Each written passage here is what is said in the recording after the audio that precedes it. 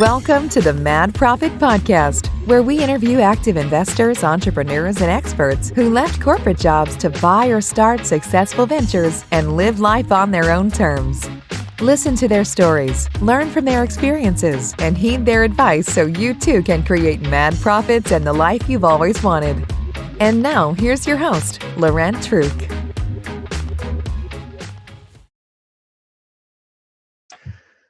Welcome back. This is Laurent Truc from the Mad Profit Podcast. Thank you for joining, everybody. Today, we have a very special guest with us. I've been getting a lot of questions lately about from entrepreneurs about how do I start a company? What should the corporate structure look like? So today, we're doing something a little bit different.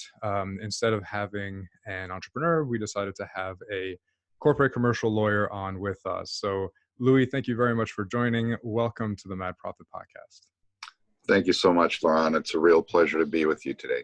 Well, thanks for taking the time. So Louie, I don't want to put words in your mouth, so I think the easiest thing to do is to have you tell us a little bit about yourself and what you do. So if you don't mind, can you give us a bit of history? Absolutely. I've been practicing law for the last 20 years. The last 15 of those 20 have been exclusively in the corporate commercial area. I'm with a small to mid-sized firm out here in Brampton, and a lot of our business is small to mid-size, ranging in types of industry. We do a large gamut of things, everything from mergers, acquisitions to corporate structuring, tax planning, commercial leasing, if you will, sort of the jack of all trades within a particular expertise. But that's the core of what I do and what I've been doing for the last 15 years. Excellent. This is going to be good then. A lot of knowledge. Perfect. So a lot of what I've been doing is talking to people about acquiring businesses as much as starting businesses from scratch. You've done a lot of M&A and business acquisition. Just to kind of start us off, can you walk us through the general steps that somebody would take? So if they find a business that they like and they want to go through an acquisition process, I assume it's different whether it's a small business versus a larger one, but are there kind of always the same general steps? Like, what does that process look like? As a general rule, the only difference between small and large transactions are the amount of zeros attached to the price tag. Okay. Generally speaking, what we're always worried about, and everybody's heard this phrase before, caveat emptor, it's buyer beware. Mm-hmm. So effectively, where you would normally go out and buy a vehicle and it comes with a warranty and guarantee package about a foot thick, and if something goes boom, someone magically fixes it. What the average buyer is going to be concerned about is what they don't know. Mm-hmm. I think the biggest problem for most entrepreneurs when they're thinking about starting a new business is they have an idea of where their expertise area is, so they focus in on an industry and then they try to look at the surface issues, which is part of it. But before you even think about those sorts of things, it's really prudent to sit down with an accountant and a lawyer and to discuss, first of all, how do we structure this? So for instance, is this the type of business where I should be incorporated for the purpose of buying? Is this something that I can do as a sole proprietor?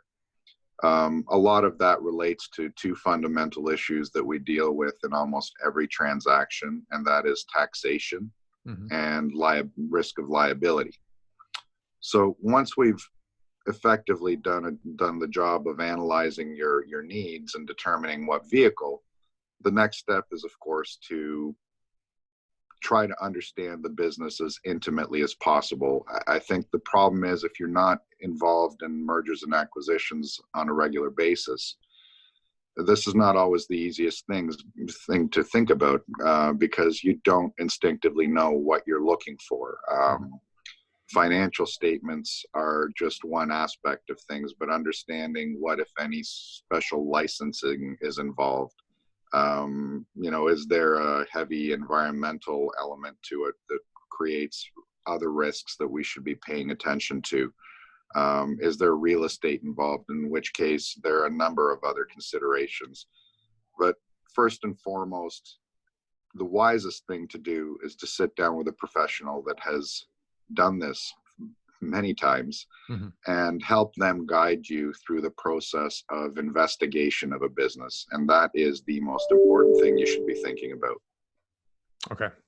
Very good. So you brought something up about surrounding yourself with your team. What does that typically look like? So lawyer, accountant, is that it? Do you, in your experience, think it should be a bigger team? Like, who's involved in these things? A lot of that really has to do with budget. I mean, ideally, you bring as many people as you can to the table. Oh, I shouldn't say that. Maybe not so many that there are too many chefs. But my clients have sometimes used consultants, which has proven to be absolutely invaluable, particularly with respect to obtaining and disseminating information.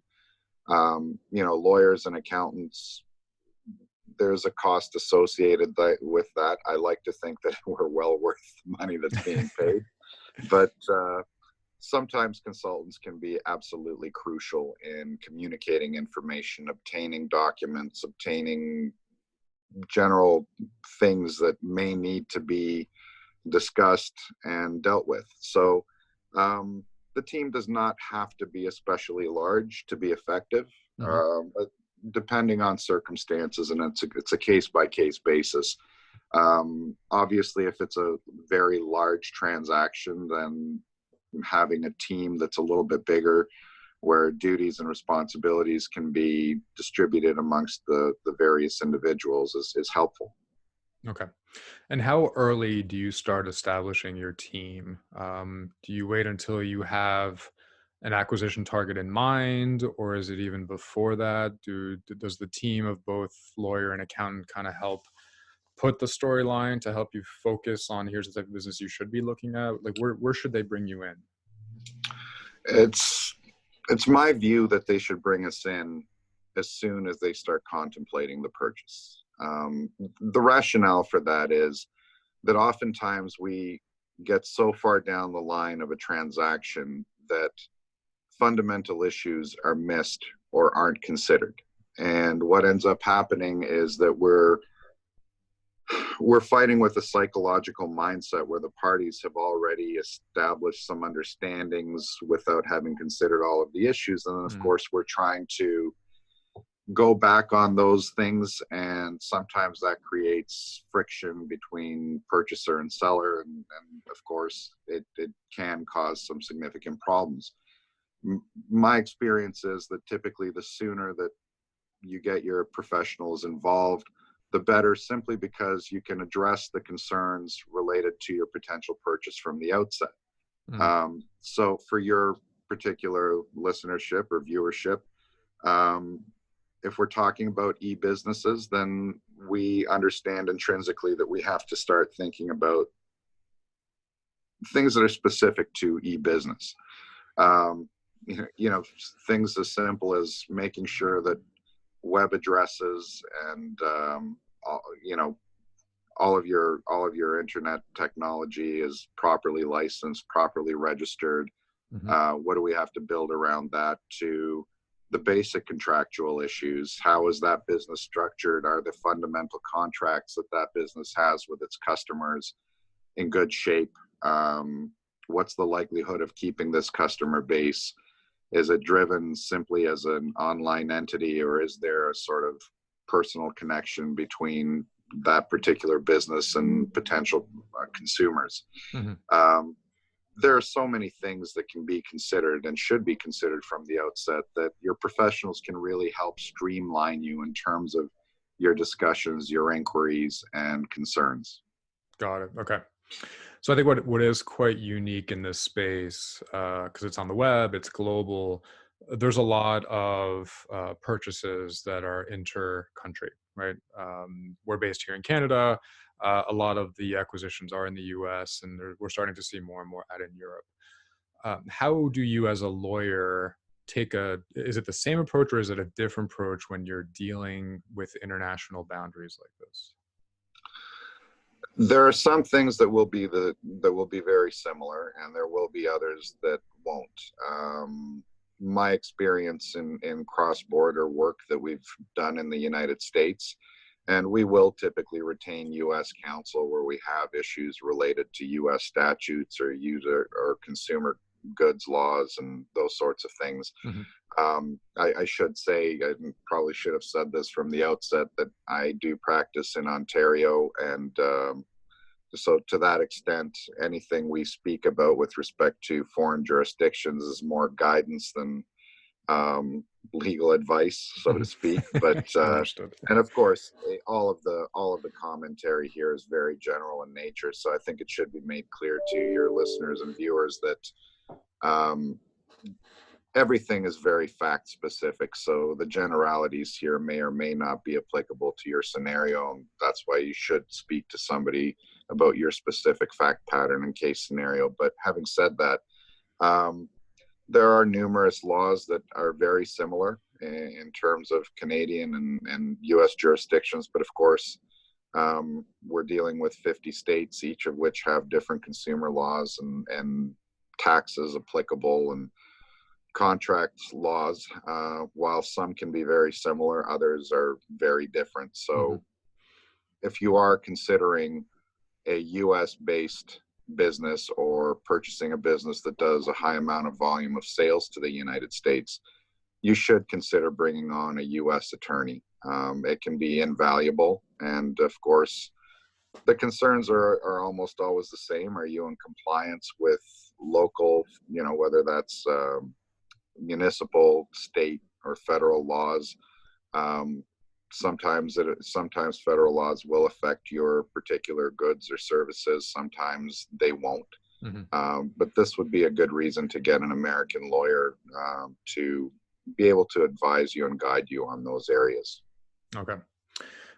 You brought something up around jurisdiction, and I've always kind of scratched my head when I've negotiated a few deals that were out of the U.S. and the paperwork always comes, the purchase agreement comes from their side in their jurisdiction.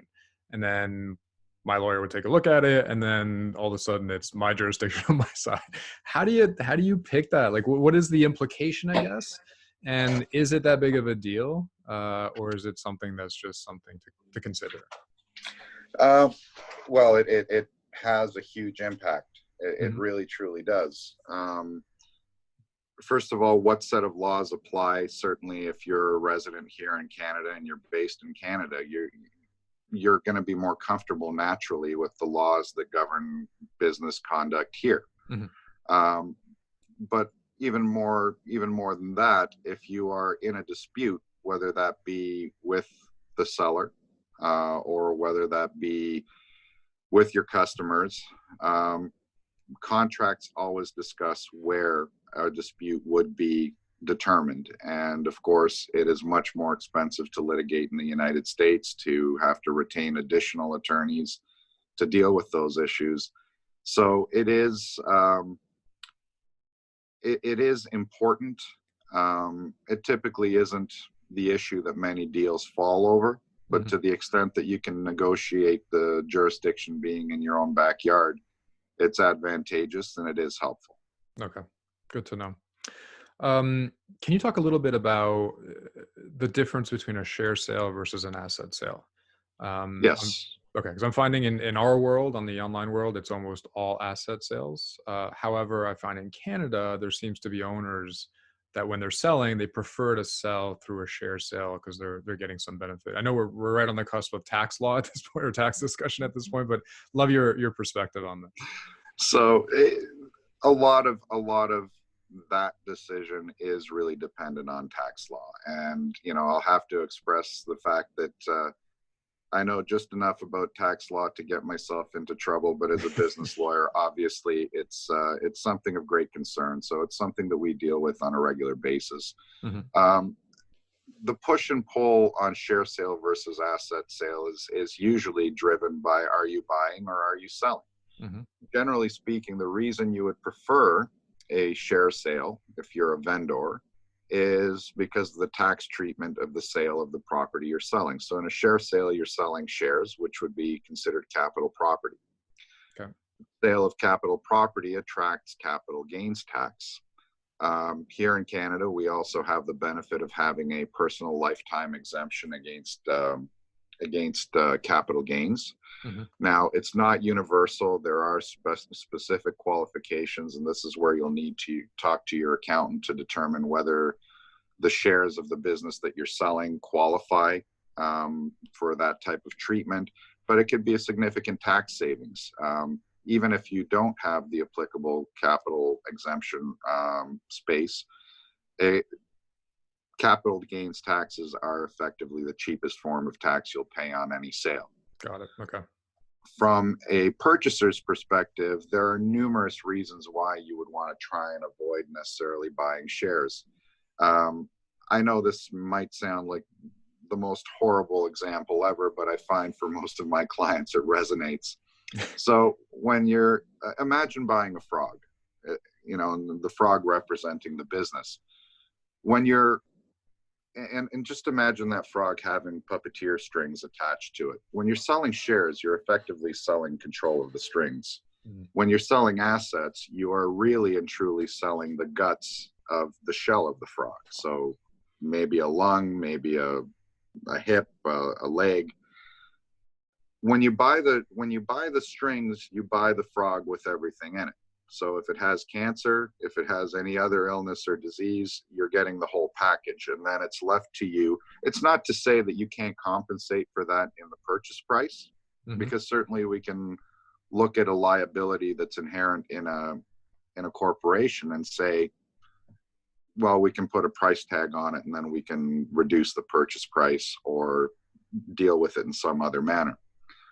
For a purchaser, the asset purchase allows you, rather than to have to put a price on the negative aspects of the business, it allows you to cherry pick what you want from the business. So what it does allow you is a fresh, what they call adjusted cost base. So when you're talking about capital property, if you're buying machinery, equipment, that sort of thing, there would be some advantage to getting a fresh, new cost base to it. Why? Because then you can depreciate that asset and get the value of that depreciation from a tax perspective. The other thing is you can excise liability, and that's really truly the benefit to doing the asset purchase agreement, is being able to excise the liability and really only purchase those assets that are of value.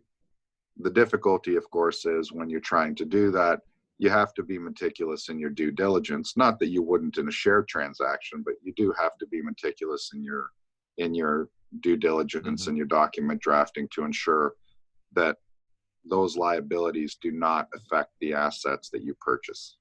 Got it. Okay, very good.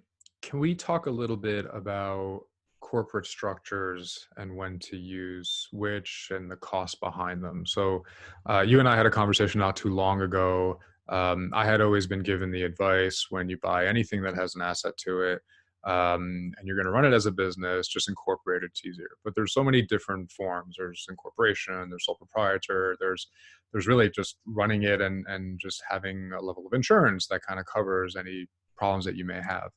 Can you walk through a little bit of some of the options? And I don't know if there's kind of the 50,000 foot level advice to be given without, compromising kind of some legal components. It seems like a very simple question, but the answer can be very complicated, and it can be very simple as well. I know that there are certain lawyers and attorneys that believe that incorporation is always the right way to go. I don't happen to subscribe to that view. It's always an analysis of risk. Primary reasons, again, for incorporation are tax and liability. So the nice thing about incorporating is that if you have a functional business with employees where you're not the sole individual that's performing all of the work, then you incorporate, and that shields you from third-party liability. It won't shield you from liability, for instance, if your landlord says, well, I'd like a personal guarantee on top of the corporate signature, or if the bank asks you for a personal guarantee on a loan. Obviously, you've got direct liability there. But by and large, as it pertains to third parties that don't have that sort of personal guarantee element to the contract or the relationship, would not be able to sue you personally unless you have personally committed some wrong. And the other thing to understand too is that I think sometimes people think that it's absolute immunity, and of course it's not, because there are certain circumstances in which the capacity in which you're acting could be very important. For instance, our Excise Tax Act provides that directors can be liable for HST that has not been remitted if the corporation doesn't have enough funds to pay those amounts. So environmental legislation also has similar rules for directors. So when we're assessing whether or not we want to incorporate, the thing that we have to keep in mind is the type of business that I am running sophisticated enough that I require a corporate existence? And sometimes just from, I guess from a prestige perspective, it's good to have, because the minute people hear corporation, whether it's in your basement or in your shed, there tends to be this assumption or level of sophistication. But having said that, it's really important to understand what type of risks you're running into. If they're not that significant and you could insure over them, then certainly being a sole proprietor would not be a problem. In fact, it would be a lot less expensive from a time and financial perspective, because you don't have separate filings, tax filings that is. You don't have to pay accountants for two sets of filings, one for the corporation, one for yourself. If an insurance policy can cover you for the type of risk you're exposed to, then it may be the cheaper way to go without having all that additional administration. But having said that, as your business becomes more sophisticated, as you acquire employees and those sorts of things, those corporate protections do sometimes become very important. The other thing to think about is the complexity. If you've never run a corporation before, it's important to get proper advice from your accountant as to how money goes out. So if we're a sole proprietor and we're simply selling goods, your expenses can be deducted against your personal income of all sorts. And again, this should be checked with an accountant, but generally speaking, that would be the case.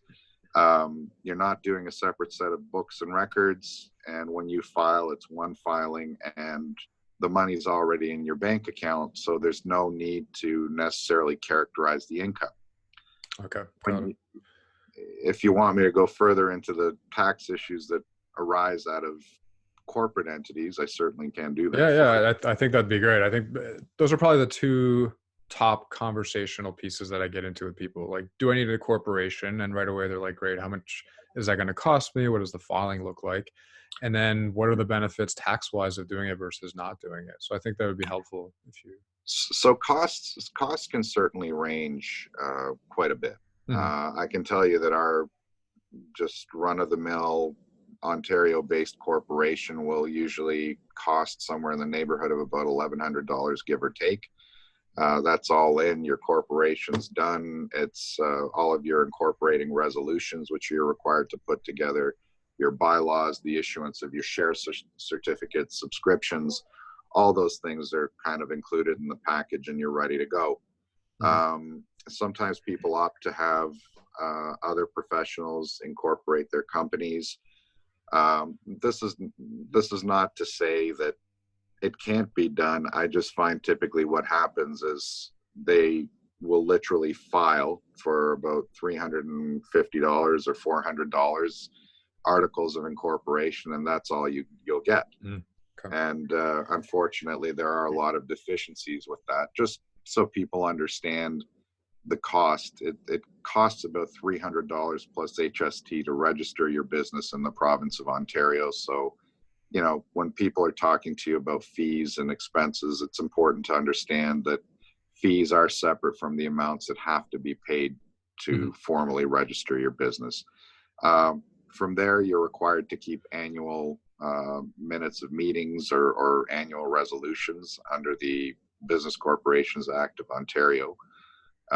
you'll be required to reappoint directors. And it seems somewhat silly, but the rules for Bell Canada and Rogers are sort of the same as the rules for that business, where you're the shareholder, grand poobah, and coffee boy all at the same time. And sometimes you almost have to be schizophrenic to understand which role you're playing at any given time. But by and large, those annuals will cost you anywhere from about $50 to $250 if you're having a lawyer's office prepare them for you annually.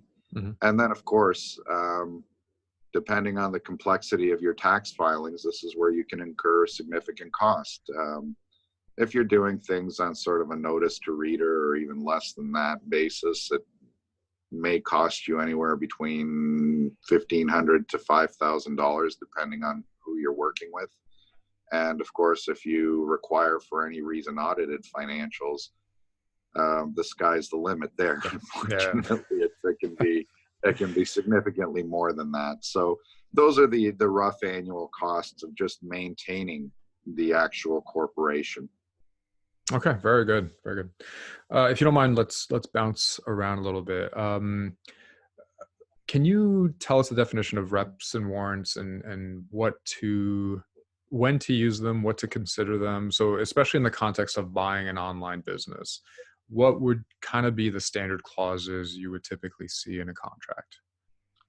So the reps and warranties are representations and warranties. And if you don't mind, I'm just going to step back and say that every agreement of purchase and sale has about 3 or 4 distinct elements to it. So firstly, we need to understand what we're paying for what we think we're getting. And from there, if there are any adjustments to the purchase price up or down, then the rules surrounding how we determine the final purchase price, those get dealt with. Beyond that, you move into the realm of what are called representations and warranties. And this is the show and tell portion of any agreement of purchase and sale. The representations and warranties are absolutely critical for a purchaser. And the push and pull between vendor and purchaser is always, a seller will always want to minimize or eliminate representations and warranties, and a purchaser will want to make them as broadly as possible. What are the standard representations and warranties that we ask for? One of the primary things we'll ask a vendor to tell us is, have you paid all your taxes? Is there anything outstanding? Because if we buy the shares of a corporation, and this is where our earlier conversation comes back,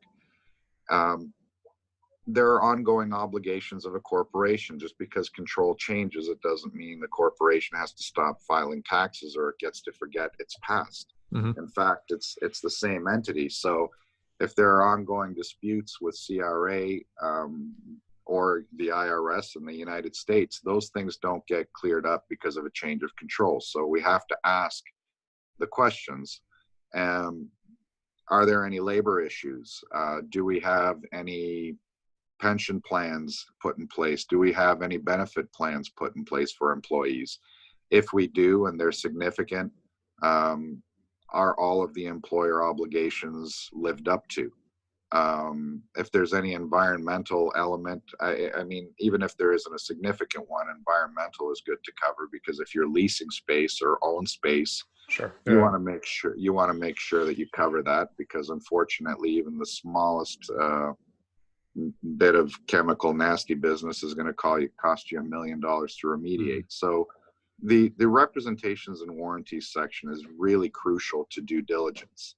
And typically what will happen is we'll say, tell us that you're not being sued, or if you are being sued, please show us all of the litigation and let us determine whether we're content with the risk associated with those pieces of litigation. Essentially what we're trying to do is make sure that what we bargained for is exactly what we're getting. And typically, to go back to the question you asked earlier, we said, well, what are we looking for? So typically what will happen is somebody will say, okay, I've seen the website and now I've seen some financial statements. And this sounds like a really good idea. But the financial statements will not show us everything. They won't show us commitments. They won't show us who necessarily the top 10 contracts for a particular business might be. Who's your, what's your biggest demographic or target demographic? Right. How do we keep this business? It's in the reps and warranties where we ask those questions surrounding numerous issues that we find out where the problems are. And then based on what we hear, we either accept the risk and say we're fine to proceed, or we say the risk is too great, I'm not necessarily prepared to move forward. But from a remedy perspective, they're important because, as we stated earlier, if a warranted car part goes boom, somebody fixes it for free. Mm-hmm. Representations and warranties are the purchaser's stick, so to speak, so that if somebody has told us something false or has misrepresented material fact, we have legal recourse, so we can sue on the value of that misrepresentation. Got it. Do you upfront define the value of some of those components, or do you keep it broad and then once that situation appears, you then address it with some financial penalties or whatever? The general approach is to keep it broad, but there's certainly nothing preventing you from attaching a dollar value to something. One of the cases where that would be true is if somebody's being sued and there are general damages being sought and maybe there are punitive damages being sought. Maybe it's not significant, but sometimes it's impossible to determine where a lawsuit's going to end up. Mm-hmm. So maybe the purchaser's tolerance threshold is $100,000. So we say, okay, as long as this doesn't cost the corporation any more than $100,000, then we're okay. If it does, then we'll recover the money back by way of either a holdback or you'll pay us back after the fact. Got it. Okay. Is this where things get difficult in a negotiation? So you've done a ton of these. So when you typically see the process, where does the process get hung up? Is it on the price negotiation? Is it on the reps and warranties? Is there another component of the contract that's difficult? It's a very case-specific question that you're asking. Mm-hmm. I wish there was a uniform answer, but typically speaking, each deal has its own life, so to speak. It's a very organic process. So sometimes it could be the purchase price or how we deal with deductions. And, particularly this will be the case when we're dealing with something that's sometimes referred to as an earn-out. So if we're buying a business on the basis of existing business, one of the things a purchaser is going to want to do is ensure that the minute that the business is transferred, all of the contracts aren't going to leave the fold. Mm-hmm. So in other words, are there, contracts that are so specific to the actual shareholder that's selling the shares or the people, the principals behind the business, or is the business base really part of the business? So sometimes what we will say is, on the assumption that we can maintain $1 million of sales for the next 3 years, then we'll give you price X. Mm-hmm. If it drops, it's price Y. Now, it seems simple and straightforward. The issue that comes up is typically, well, we understand your concern, purchaser, that maybe these contracts are going to leave the minute I sell the business. But what if it's your stewardship of the business that causes the decline? Should right. I suffer the loss in purchase price? Mm-hmm. And of course, you can see that there really isn't an easy answer to that. It really is about the parties' trust and belief in one another, and then, of course, gauging the risk associated with whatever you agree to. And the same thing is true of representations and warranties. I mean, typically as a vendor, one of the standard legal phrases that you'll see is the vendor or the corporation and the vendor are in compliance with all laws. Mm-hmm. Oh, that's a very nebulous statement. I never thought of that. And lawyers, well, first of all, most of us will not, even lawyers will not know all laws applicable to that particular business. So when we're mm-hmm. counseling our clients, I'd say, Laurent, there's no way you're saying you're in compliance with all laws, because if we miss one minuscule little thing, it's now a source of liability for you in the future. Interesting. Yeah. You know, it's just the very nebulous nature of warranties and the push and pull between purchaser interest and vendor interest that sometimes cause the difficulties. I wish I could say it's not lawyers, but sometimes it's lawyer driven, in the sense that you know, if I'm being realistic, a lawyer's been burned by an issue in a past deal, and then suddenly it becomes the end all and be all in the next. So personalities are important, and I'm diverting, but if I could give another piece of advice to clients, it's to have a good level of communication with your representation, whether that's accountants or lawyers, and ensure that if things are being argued about, it's because they're really important, and you know, they necessarily need to be dealt with. I always say to clients, there are issues and then there are deal breakers. Some things are so fundamental to a business that you cannot afford to allow a purchaser, or conversely a vendor, to insert a particular clause or remove a representation and warranty.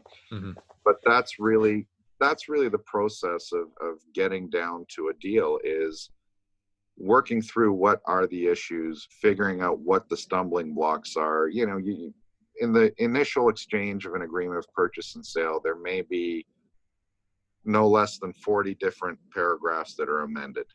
Wow. By the second one, it'll be 4.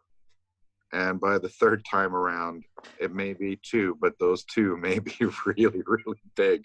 And typically, not everyone is going to show their hand up front. So as you whittle the issues down to the quote unquote deal breakers, that's where it's really a function of understanding what your risk tolerance is, whether you're prepared to bend on something, and if you bend on it, is it still the same deal that you bargained for? And unfortunately, the answer is not always yes. Makes sense. You brought up a good point there around one, listening to your lawyer, but being very open. I mean, it sounds like relationship between client and lawyer are critical to make things smooth and easy to go. Any recommendations for somebody who's ready to go buy a business? How do they find the right lawyer? Are there different levels of corporate lawyers? And is there something they should be looking for in that kind of first meeting in terms of building rapport? What do you recommend? Unfortunately, there's no real easy way to, you know, it's kind of like saying, you know, can you find me a good doctor? It's really hard to gauge.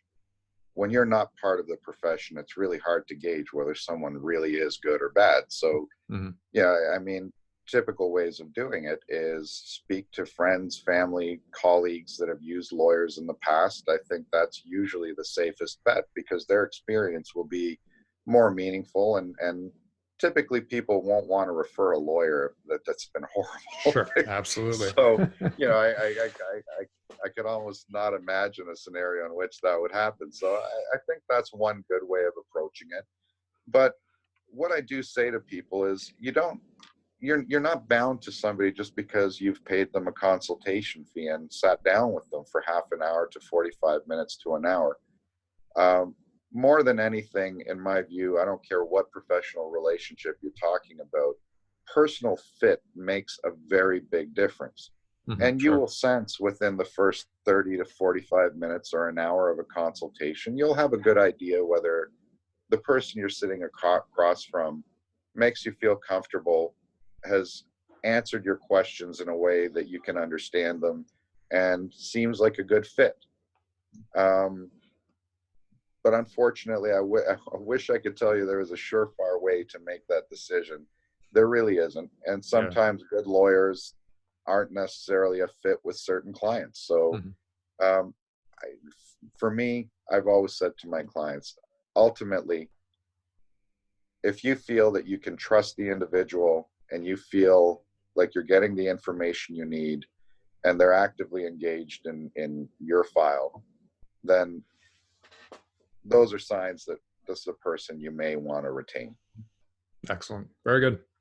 For somebody who's thinking about moving forward, are there resources you can suggest for them to learn a bit more before they go out and should they just go out and get a lawyer, or is there a little bit of education that's always helpful from your perspective that the client comes with some knowledge? I think reading up on the industry that you're planning to get involved in. I mean, of course, if you've been involved in it for a long time, then maybe the short answer is retain your lawyer, retain your accountant, talk about what you want to do, and you get started from there. Mm-hmm. But I'm a big believer that it's important to understand what you're intending to buy. So if you're purchasing a business, you should have a fundamental understanding of the things that you should be aware of. I don't think you can expect your accountant or your lawyer unless, so for instance, if all they do is dental practices and they're buying and selling dental practices, then there may be a higher level of knowledge or expertise with respect to general issues that affect that type of industry or that type of transaction. Mm-hmm. But, I mean, if you're buying a website that sells women's shoes you're likely not going to get someone who's going to be knowledgeable in footwear and all things footwear. While they may not necessarily always be issues that are really fundamental or core to the actual transaction, determining value is always very difficult. I know that there are a lot of people that would disagree with me. I've always been of the view that EBITDA is somewhat of a economic voodoo approach. Why a one-time multiple here and why a 10-time multiple there? And I'm sure there are economists that can make that case for me. But to be frank, it's really in 15 years of practicing exclusively corporate commercial law, and in 20 years of practicing law, really, to me, purchase price is always where one person feels like they're getting fair value for selling their property, and the other feels like they're getting fair value for the purchase. And there's no right answer to that. But if you understand the industry, if you understand the business, and you understand potential, it helps you understand how long it takes you to get your investment dollars back. How long does it take you to get to the point where you're making some significant profit? So I would say, simply put, in a very long-winded answer to a very short question, any materials that can help you understand what you're buying, read them. And as far as the legal and the rest of it, that's why you pay the lawyers and the accountants for that end. Got it. All this was super helpful. I think it was a great primer. Any last pieces of advice for someone who's ready to take a jump? Especially, I think the biggest gap is somebody who's working corporate right now and feels like they want to buy their first business. It's a pretty big leap, right? Going from corporate to entrepreneurship. So you've covered a ton. Is there anything else that we haven't talked about that you would recommend somebody keep an eye out on? Something? Yeah, I think most importantly, it's just to be vigilant. There are always opportunities to be purchased, and the first deal doesn't have to be the only deal. My biggest concern is for my clients who are kind of like the young couple entering into a bidding war on a piece of real estate. Mm-hmm. The fear is always there's going to be nothing else out there. And I have invariably found that to be untrue. So when you're approaching a business, it may look great from the outside, but don't get your heart set on something until you've really had a chance to open the hood and look underneath and see what's really truly there. And losing a deal is not necessarily a bad thing. I was told once when I started practicing law, no deal is 100% of the time better than a bad deal. Mm-hmm.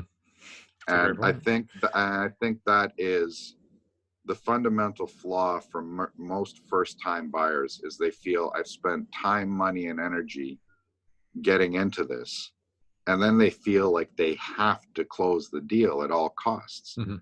So I would say be vigilant. Trust the people that are working for you. If they're telling you that there are some things that are horribly wrong, then it's time to reevaluate how badly you have to close the transaction. Mm-hmm. Or is it time to maybe reconsider and look at other options? And I think, to me, that's very important for first-time buyers to understand that the first opportunity isn't always the best opportunity. That's a great point. When I look to buy a business for myself or for somebody else, the first thing that my kind of cheat sheet on what I look for is try to find something wrong. It's a very pessimistic way of looking at it, but to your point, I'd rather quickly find something wrong, get rid, and go to the next thing than try to force a deal that at the end I'm going to regret. Because once you got a deal, you're married to it, and it's not easy to get rid of it afterwards. So very good. No, absolutely. Very good. Louie, this has been absolutely fantastic. If somebody wanted to contact you, reach out to you, how would they do so? I could be reached at Proust Ash & Crouch at 905-866-5152. And I can always be reached by email at LSO, P as in Peter, OV as in Victor, at pdclawyers.ca. Perfect. Louie Sopov. So I'll put all that in the notes as well, so people can reach you very easily. This has been wonderful. Is there any other last closing comments you want to make? I've really, really, truly enjoyed this, and I'd be happy to join again if you feel I can help you or some of the people that are listening to you and watching you on a regular basis. Yeah, I think it'd be great, especially as we go through more of these. We're going to run into experiences like, let's get Louie back on. We should talk about this one. Perfect. Louie, thank you very much. Enjoy the rest of your afternoon. Thank you, Laurent. Have a great evening. Take care. Bye-bye. Thank you for joining us on this episode of the Mad Profit Podcast. We hope you enjoyed the show. Don't forget to subscribe on iTunes, Google Play, or the listening platform of your choice. Also, check us out at madxcapital.com for more useful information and resources to help you achieve your investing, entrepreneurial, and business goals. See you next week on the Mad Profit Podcast.